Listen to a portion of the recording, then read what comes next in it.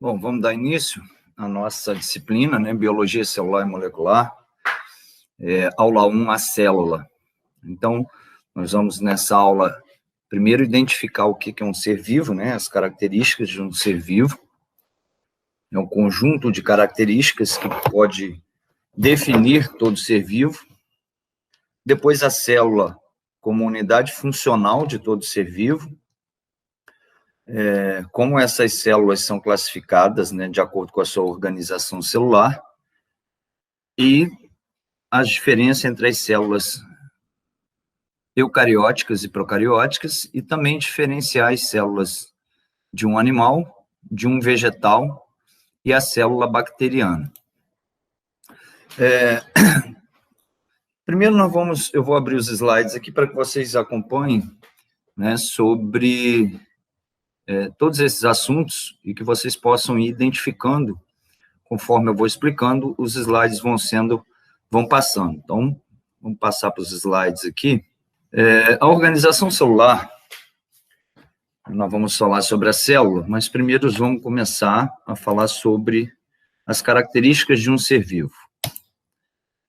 Quais são as características dos seres vivos? Então, os seres vivos, para que eles possam ser considerados um ser vivo, né, ele apresenta um conjunto de certas características.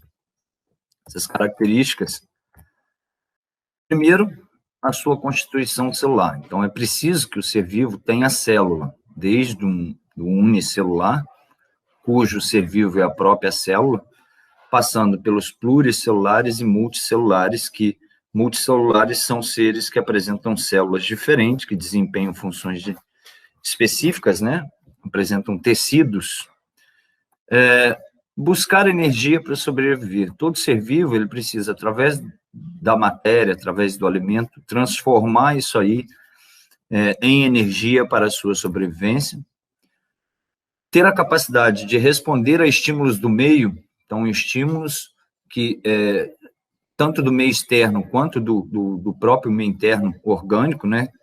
Poder responder esses estímulos através de um sistema nervoso, mesmo que difuso ainda, com relação àqueles seres mais baixos na escala evolutiva, até o próprio ser humano, que tem uma constituição nervosa extremamente organizada e dividida. Ter a capacidade de reproduzir, perpetuando a espécie, e principalmente a sua evolução, ou seja, buscar sempre essa evolução. Bom, a célula é a unidade funcional de todos os seres vivos. Então, ela apresenta algumas formas, né? Por exemplo, célula muscular, ela é alongada, ela apresenta a capacidade de contratibilidade, né? Então, ela tem forma alongada e função definida, que é ser contrátil, né? E ela forma todo e qualquer ser vivo. Então, nós temos organismos unicelulares, né? Que o próprio organismo é uma única célula. Os seres pluricelulares, que apresentam vários outros células, e também os seres multicelulares. Multicelulares, como eu falei no início, na introdução, são aqueles seres que apresentam células diferentes com funções definidas, com funções específicas. Célula muscular, célula nervosa. Então, são seres que apresentam tecidos, por isso são chamados multicelulares, vários tipos de células. Bom, a célula animal, né, que é uma célula que tem uma organização diferente da célula vegetal, né? A célula vegetal ela apresenta estruturas que a célula animal não apresenta, né? Então, nós temos a célula vegetal e a célula bacteriana, que é uma célula mais simples, né, diferente das duas anteriores. A célula animal, né, deixa eu voltar aqui. A célula animal, vou pegar o apontador laser aqui para ficar melhor. Então, ela apresenta, assim como as outras, os outros dois tipos, vegetal e bacteriana, uma membrana plasmática, que envolve toda a célula. Ela delimita aqui o espaço citoplasmático. Ela apresenta um núcleo, núcleo individualizado, e ela apresenta aqui o citoplasma, que é uma constituição com organelas, cada organela tem a sua função vital dentro da célula. Mais para frente, nós vamos falar sobre essas organelas. A célula vegetal, que diferencia da célula animal, né, por conta da parede celular, que é essa parede celular de celulose aqui, né, antes da membrana plasmática. Então, a gente tem a parede celular, a membrana plasmática, o citoplasma com as organelas, o núcleo individualizado, porém, ela apresenta grandes vacúolos. Esses vacúolos têm uma importância fundamental para a célula vegetal, porque ele controla a pressão osmótica, entrada e saída de água. E aqui os cloroplastos, né, que são plastos que apresentam a clorofila, que é o pigmento responsável pela realização, né, da fotossíntese, que é a forma pela qual a planta consegue transformar energia luminosa, energia química, né, e assim produzir o seu próprio alimento. E, por último, a célula bacteriana, que é uma célula simples, né, ela apresenta uma membrana plasmática, também apresenta aqui a parede celular, então ela tem a parede celular, internamente aqui, né, a membrana plasmática, e o seu material genético que está disperso dentro do próprio citoplasma, né? Diferente das duas anteriores, ela não tem esse material genético individualizado, né? Ele está esparramado dentro da célula. Então, a partir desta organização celular, nós podemos classificar as células, tá, em procarióticas e eucarióticas, como nós vamos ver mais para frente. Mas antes vamos ver a diferença entre as células animal e a célula vegetal. Então, do lado esquerdo da tela, aqui nós temos a célula animal, tá? Do meu lado esquerdo, né? Do lado direito da tela. E aqui a célula vegetal. Então, se nós compararmos essas duas células, nós vamos observar algumas semelhanças, porém elas apresentam algumas diferenças, né? A célula animal, ela tem a membrana plasmática, assim como a célula vegetal, essa parte interna aqui, né, que contorna todo o citoplasma. Porém, a célula animal não apresenta a parede celular. Nessa parede celular da célula vegetal, ela é constituída por celulose, ela tem uma propriedade própria, né, que é dar uma certa retenção a essa célula. Por quê? Porque quando essa célula adquire muita quantidade de água, ela incha, porém ela não se rompe, diferente da célula animal. A célula animal, se nós colocarmos ela em uma solução com muito líquido e pouco sais, ela vai absorvendo água até que ela venha a explodir. Isso não acontece com a célula vegetal, né? Se nós pegarmos, por exemplo, uma folha de alface, quando nós temperamos ela, ela murcha. Por quê? Porque a célula perde água, né? Aqui também, se você pegar essa célula e colocar ela no meio, a célula animal no meio que tenha mais sais do que água, ela também vai murchar. Com uma diferença: a célula animal, ela murcha e morre. A célula vegetal não, ela murcha, mas ela pode depois voltar ao seu formato original, visto que esse grande vacúolo, que não tem aqui na célula animal, então é a segunda diferença que nós encontramos, ele vai absorver a água novamente e a célula volta à sua normalidade, à sua forma original. A outra diferença é a presença dessas estruturas chamadas de cloroplastos, né? Na realidade, são plastos, e cloroplasto, porque tem clorofila, né, que dá uma coloração verde, que é responsável pelo processo fotossintetizante dos vegetais. Na célula animal, nós não temos cloroplastos. Nós vamos encontrar aqui na célula animal centríolos, que nós não vamos encontrar na célula vegetal. Centríolos são estruturas que originam flagelos e cílios e também participam ativamente do processo de divisão celular, mitose e meiose. Por não ter isso, a célula vegetal é chamada de anastral quando faz esse processo de divisão celular. E aqui as diferenças que a gente vai observar entre uma célula eucariótica, que é uma célula organizada na sua parte interna, tem o seu núcleo individualizado, que é o caso da célula animal e vegetal, e as células procarióticas, que são células que não apresentam essa individualização do núcleo, o seu material genético fica disperso no citoplasma. Então, quando nós observamos essas células, então, de acordo com a organização estrutural, elas são divididas em célula procarionte ou células procarióticas e células eucarióticas ou eucariontes. Então, os seres que apresentam esse tipo de célula, de uma organização estrutural mais complexa, né, que é o caso da célula animal e vegetal, são chamados de seres eucariontes. As células, como as células bacterianas, que são mais simples, elas são chamadas de seres procariontes. A célula procariótica, então, qual que é a principal característica dessa célula? É não apresentar a membrana nuclear, chamada de carioteca, né, que individualiza o núcleo celular, ou seja, que permite, quando você observa uma célula dessa, você não consegue identificar esse núcleo, por quê? Porque ele está misturado dentro do citoplasma. Essa célula procariótica, ela tem ausência de organelas, ou seja, organelas que estão presentes na célula eucariótica, elas não estão presentes na célula procariótica.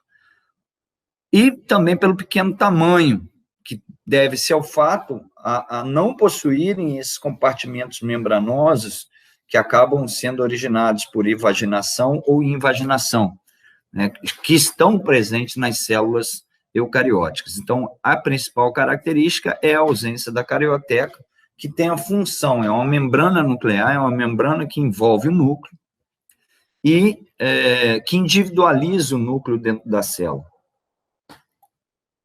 como é facilmente observado nas células eucarióticas, né, vegetal e animal. Então, a célula procariótica não apresenta as seguintes organelas: as mitocôndrias, os plastídeos, né, os plastos, o complexo golgiense, os retículos endoplasmáticos, liso e rugoso, e principalmente não apresenta a carioteca, né, ou seja, a membrana nuclear, ou cariomembrana, que é o que faz com que o DNA, não tendo essa membrana, ele fique solto no citoplasma, então ele fica disperso dentro do citoplasma. Quem pertence a esses grupos? Seres unicelulares ou coloniais, bactérias e as algas cianófitas, ou algas cianofíceas, ou algas azuis, ou ainda cianobactérias. Esses são seres chamados seres procariontes. A célula eucariótica, ela já apresenta a carioteca, né, essa cariomembrana, então ela individualiza o núcleo, apresenta várias organelas, né, e todos, ou pelo menos a grande maioria de animais e vegetais, são dotados dessas células. Então, é muito provável que, dentro do processo de evolução, surgimento de seres vivos, a hipótese mais aceita hoje é que essas células eucarióticas tenham surgido a partir de uma evolução das células procarióticas, né? Então, lá no início, né, a hipótese diz que só deveria ter células procarióticas, né, em compostos orgânicos, não tinha nenhum seres vivos, e aí essas células começaram a sofrer um processo evolutivo, né, começaram a apresentar estruturas mais complexas, foram saindo de dentro dos grandes oceanos, se aproveitando, chegando próximo da foz de rios, né, e aí tinham né, os costões rochosos, elas precisaram criar estruturas, então surge aí as paredes celulares, para que elas pudessem se fixar e não sofrer tanto o impacto nas rochas, e ali na foz do rio tinha mais sedimentos, onde elas conseguiam uma alimentação, e a partir daí surgem as células eucarióticas, né, juntando aí mitocôndrias, cloroplastos, que deu origem às células eucarióticas. Então essa é a hipótese mais aceita atualmente. Células eucarióticas, nós temos células vegetais, que apresentam os plastos, né, com a sua clorofila, a parede celular e um grande vacúolo central, apenas um grande vacúolo central. As células animais, ausência de cloroplastos, de parede celular, e os vacúolos são pequenos, bem pequenos. Aí você tem vacúolo contrátil, vacúolo residual, né? São outros tipos de vacúolo diferente do vacúolo central que apresenta as células vegetais. Bom, essa é a referência bibliográfica. Tá? Então, se nós... Vamos voltar lá, deixa eu tirar aqui.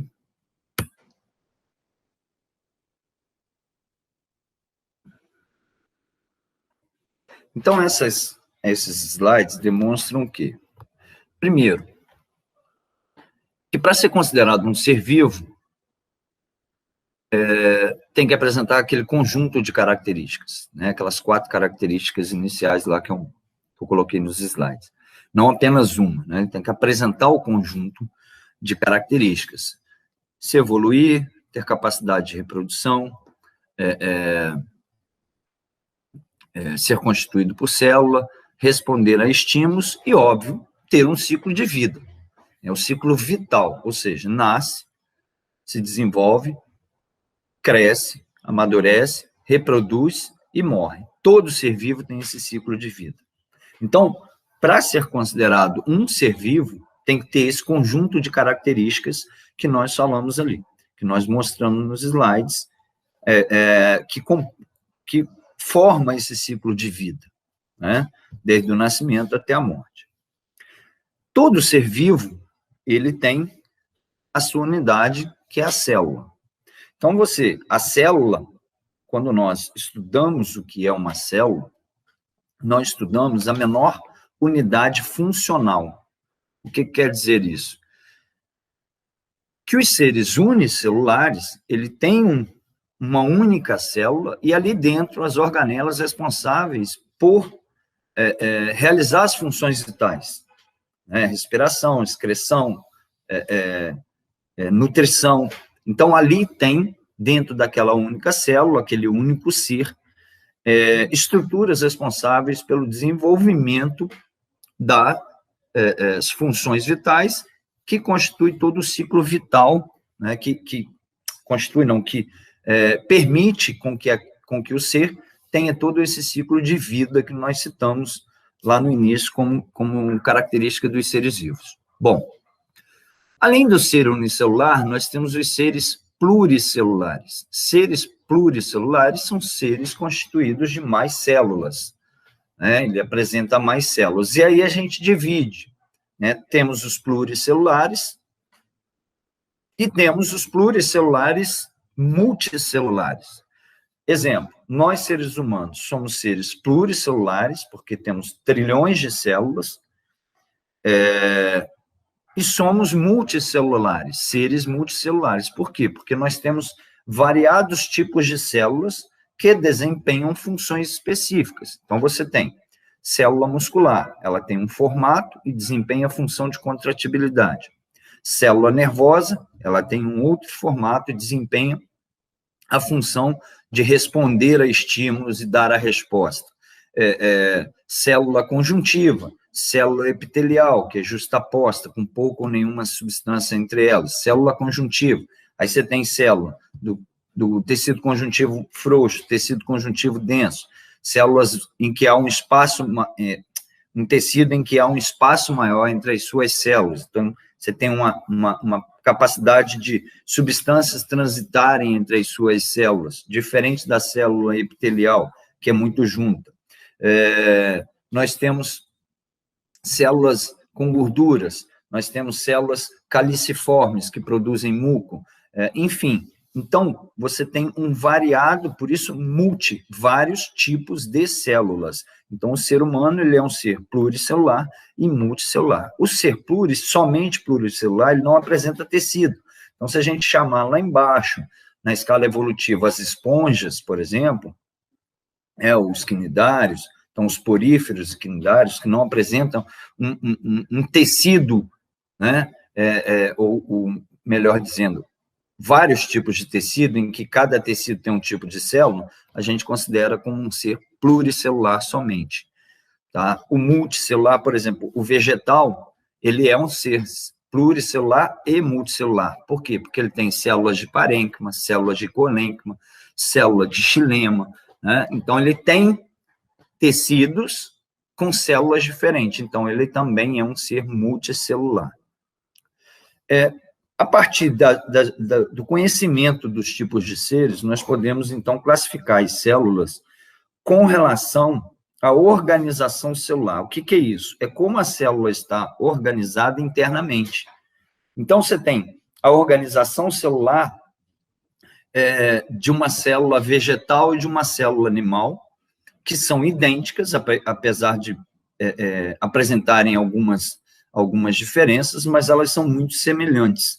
Semelhantes no sentido de quê? De ter uma organização interna, de apresentarem uma cariomembrana, cario vem de núcleo, membrana do núcleo, membrana nuclear ou carioteca, que ela individualiza o núcleo. Então, por exemplo, quando você pega um ovo, né, quebra o ovo, você tem a gema e você tem a clara. Então, você tem uma membrana ao redor da clara, que é a membrana plasmática. Essa membrana ela tem a função de seletividade, nós vamos falar isso na segunda aula, que é o que? O processo de permitir a entrada e saída de substâncias dentro da célula.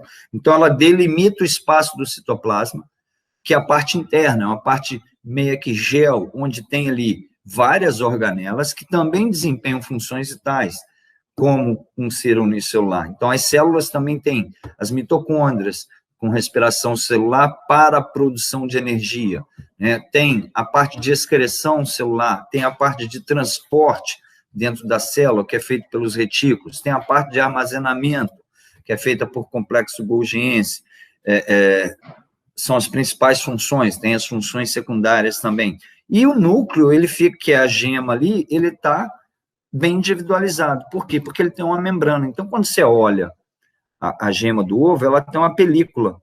Aquela película é a membrana nuclear, é a cariomembrana, é a carioteca, e ela individualiza um núcleo. Então, o núcleo fica bem individualizado e ele não fica esparso, ele não fica disperso no citoplasma. Então, ali dentro está todo o material genético da célula, tá a composição hereditária do ser vivo.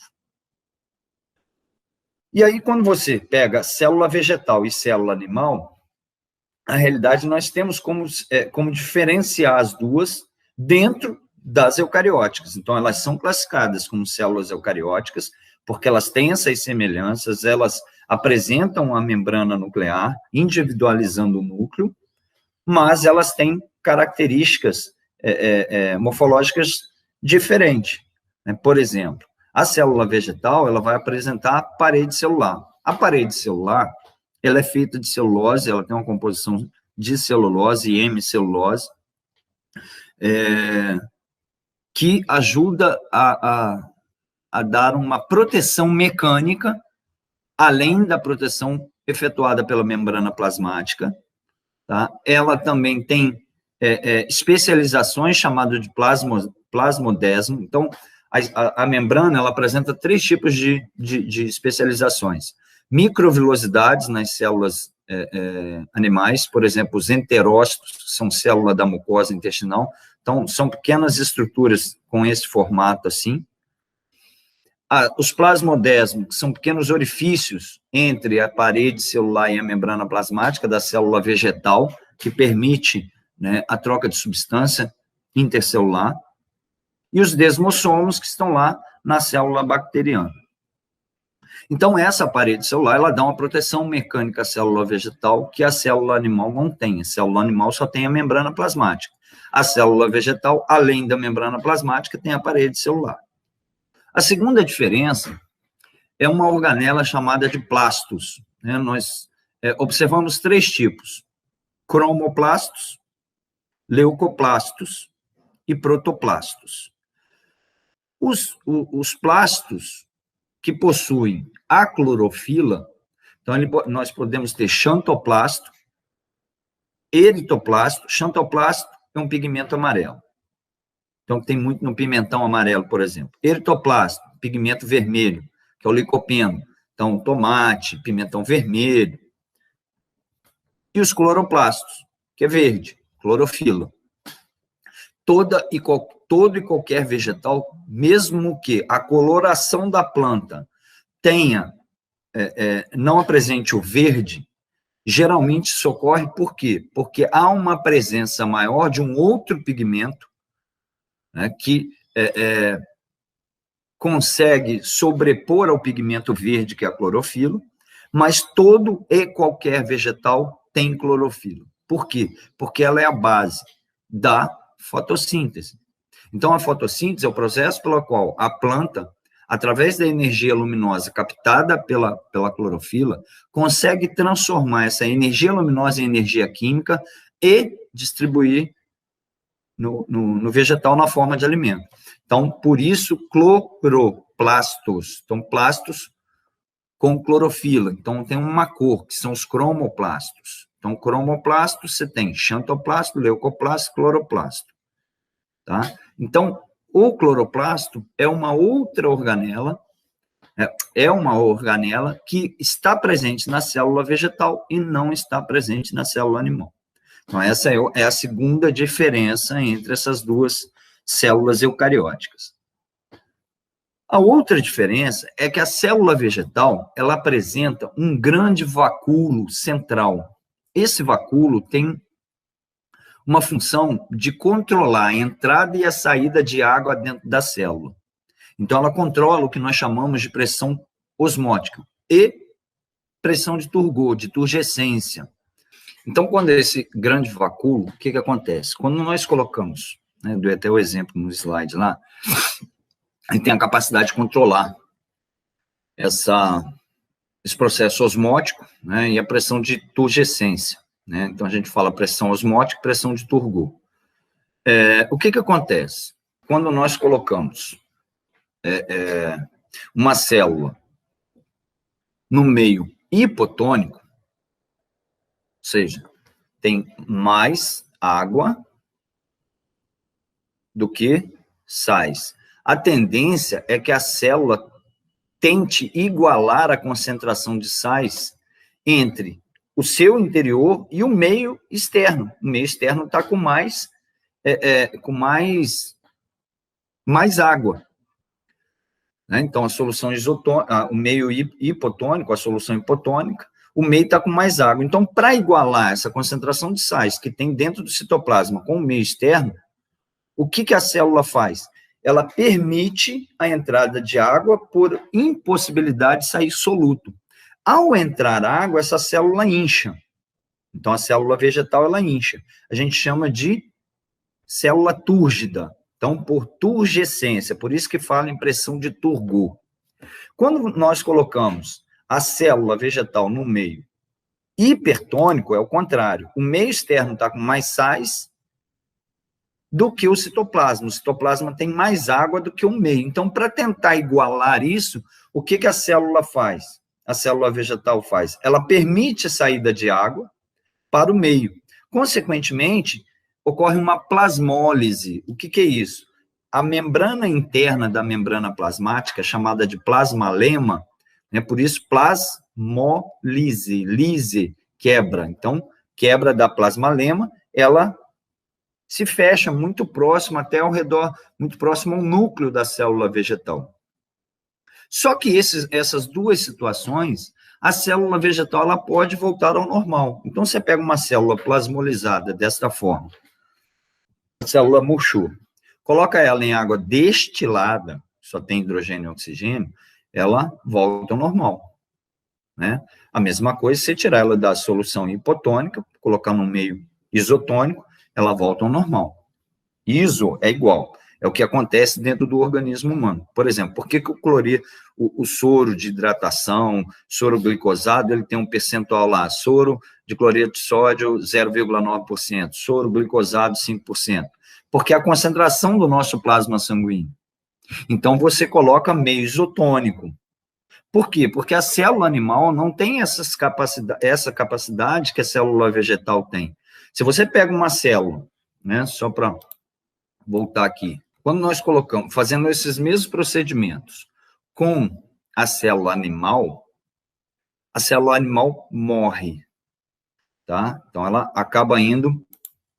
É diferente do que acontece com a célula vegetal por conta da célula animal não apresentar a parede celular e os grandes vacúolos que se apresentam na célula vegetal. Então, você pega uma hemácia, né, célula do sangue, e coloca numa solução hipotônica, ou seja, com mais água do que o interior da célula, a tendência é a célula absorver água, vai absorvendo até ela estourar. E ela morre. Então, quando você pega célula animal e coloca num meio hipotônico, a tendência é ela puxar a água como puxa a célula vegetal, só que por ela não ter o vacúolo para controlar essa pressão de entrada e saída de água, ela chega a um ponto que ela explode. Se você pega essa mesma célula animal, né, ao invés de colocar no meio hipotônico e colocar no meio hipertônico, ela vai acontecer o quê? Ela começa a perder água para o meio, porque o meio tem mais sais do que o interior da célula, né? Menos líquido, menos solvente, então ela perde essa água para o meio e ela crena, né? Ela murcha. Por isso que o meio tem que ser isotônico, para entrada e saída de água na célula ser iguais, tá bom? Então, por isso que tem essas diferenças, por isso que esses acontecimentos na célula vegetal permite a célula vegetal retornar à sua originalidade quando colocada no meio hipotônico ou hipertônico, devido à presença do grande vacúolo central, que faz esse controle de pressão osmótica, que é entrada e saída de água, e pressão de turgescência, que a gente chama de pressão de Turgot, que a célula animal não tem. Né? E o cloroplasto, que faz a fotossíntese, né, que eu falei, que está presente na célula vegetal e não está presente na célula animal. Uma outra diferença, e quando a célula vegetal está normal, a gente chama de célula flácida. Uma outra diferença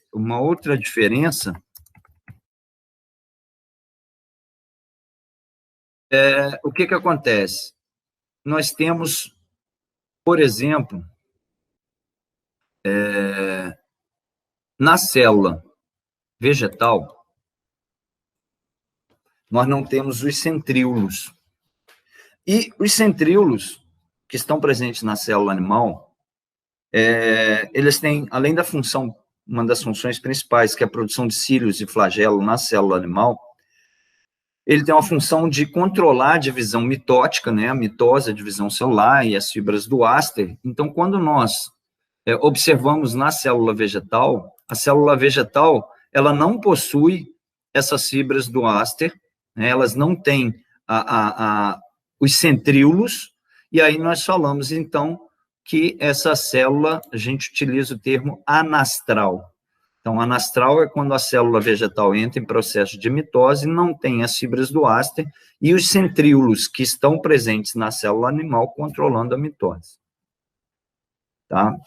Então, essa é a nossa aula aí sobre a célula. Espero que vocês tenham gostado. Qualquer dúvida, deixem lá no fórum de dúvidas da disciplina, e eu já estou providenciando o vídeo da aula 2, em que nós falaremos mais sobre membrana plasmática, sobre algumas organelas e as suas respectivas funções em cada célula. Tá ok? Valeu, muito obrigado, um abraço a todos aí.